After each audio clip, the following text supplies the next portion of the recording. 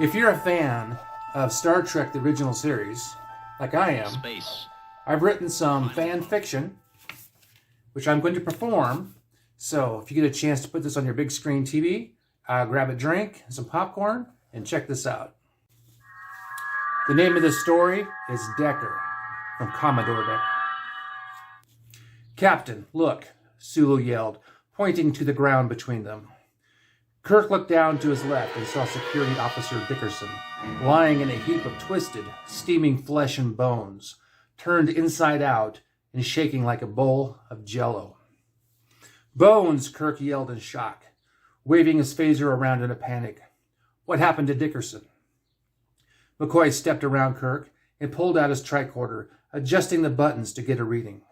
He bent down on one knee and ran his probe over the top of the steaming pile of flesh and bones as the instrument whined and attempted to read life signs.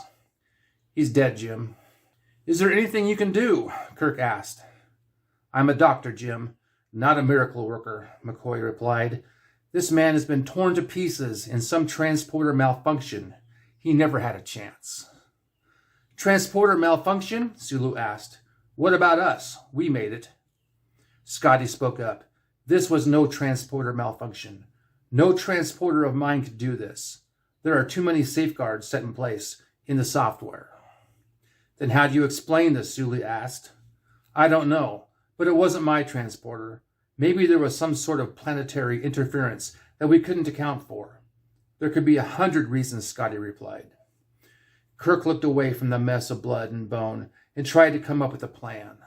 "Spock, what's your evaluation?" "I don't have enough information at this point to come up with a theory. But for now, I recommend not using the transporter to get back to the Enterprise. We need to mobilize a shuttlecraft." "That's a good idea. Contact the Enterprise and get a shuttle down here now and a crew to dispose of Dickerson's body," Kirk replied. "We need to know now what's going on. Sulu, use your tricorder and take as many readings as possible. And Spock, you do the same. I need answers. And I need them now." Sulu turned on his tricorder, but before he could take a step, received some unusual readings. He scanned the landscape of the planet and noticed a thin fog that floated above their heads, hovering just out of reach. "Captain, I'm getting some unusually high power readings coming from above us, like radio waves, but different." Spock added, "I too am reading unusually high energy waves, nothing like I have seen before, and they seem to be radiating from about 100 yards directly in front of us." Kirk looked to where Spock said the energy was originating and spotted a structure rising above the horizon through the brush and trees. "I see something," Kirk stated. "Spock, try to get some readings on that structure." McCoy spoke up. "I hope you're not planning on visiting whatever that is. We need to wait until the shuttle gets here so we can get off this rock." "You can leave with the shuttle," Kirk replied. "The rest of us will investigate the energy source." "That's a terrible idea," McCoy replied. "You don't know what that structure is, and we've already lost one crew member. You might all end up dead if you keep this up." Kirk thought for a moment. He didn't want to seem weak, but he knew McCoy had a point. "What do you think, Spock? Should we investigate, stay put, or take a shuttle back to the Enterprise?" "Logic dictates we regroup on the Enterprise and utilize our tricorder readings to formulate a plan to properly investigate the structure and power source," Spock replied. McCoy nodded and stated, "Listen to Spock. He's right. We need to get back to the Enterprise before we all die." "Belay that order," a man's voice called out from behind the crew. Kirk immediately recognized the voice as Commodore Decker as he spun around to see him alive, standing in the flesh. "Matt?" Kirk asked. "I thought you were dead." "Did you see me die?" Decker cried out. "But I saw—" "Don't you think I know that?" Decker yelled back. "I did what I had to do. Last man standing, you know. But I didn't die. I survived." "What have you been up to all this time here on this planet?" Kirk asked. Spock interrupted. "This is not Commodore Matt Decker," Spock stated as fact. "He is indeed a satisfactory copy, but not the Commodore." Kirk asked, "How do you know, Spock?" "He has a tail." Kirk could now see a tail dangling down between the legs of the being who claimed to be Matt Decker. "Who are you really?" Kirk asked. "I am Matt Decker," the being replied. "I have combined with another alien and am now a hybrid." "Is that possible?" Kirk asked Spock. "Possible, but highly unlikely." "I am who I say I am."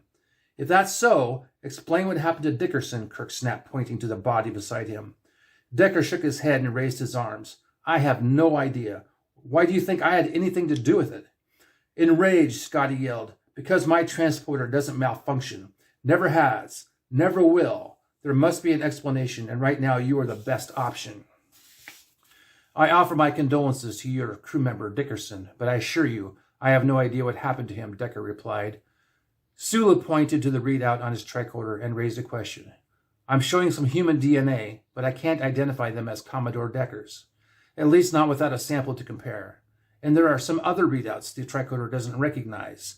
There is a chance it, is telling the truth." "Fascinating," Spock replied.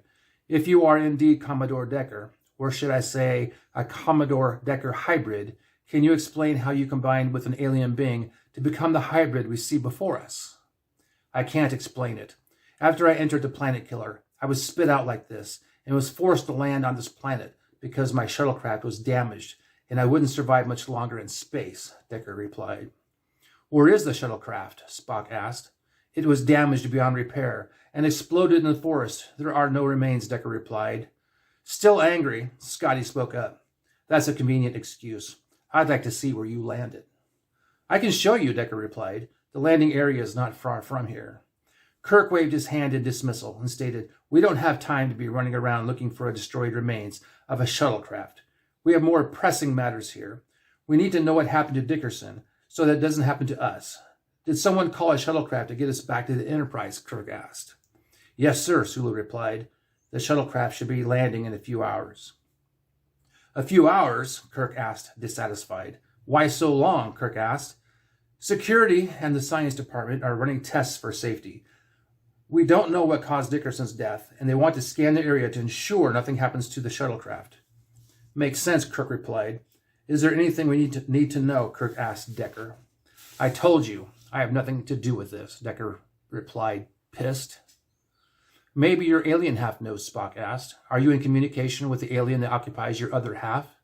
"No, my alien half knows nothing," Decker snapped back. "We are one."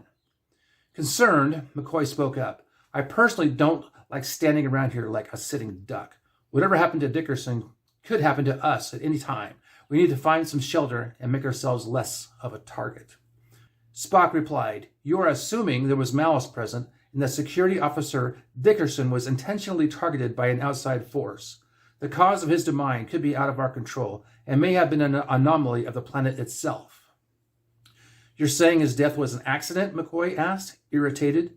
"No, I cannot come to that conclusion. But I can also not conclude that he was a target of aggression," Spock replied. "I don't believe seeking shelter would provide any benefit at this time, at least until we can gather more facts and information. Until the shuttlecraft arrives and transports us back to the Enterprise, our best plan of action is to stay here." "You and your facts are going to get us killed," McCoy snapped back. "I'm not going to stand in a minefield." The very act of walking across the surface of this planet may be the cause of Dickerson's demise. He may have transported down from the Enterprise into a sensitive plot which triggered a mechanism that caused his death. If you leave here, your steps may very well set off a landmine that neither you nor your tricorder can detect. In other words, I'd advise you to stay put until the shuttlecraft arrives." Kirk spoke up. "We can't stand here all day. We'll be trapped. If that were the case and the ground is sensitive, the only way we could possibly leave is by way of transporter, which could kill us. Maybe we figured this out wrong the whole time." "What about him?" Scotty asked, pointing to Decker. "He's been here the whole time, and he hasn't been torn to pieces." "I've only been here a short time," Decker replied. "Spock may be correct."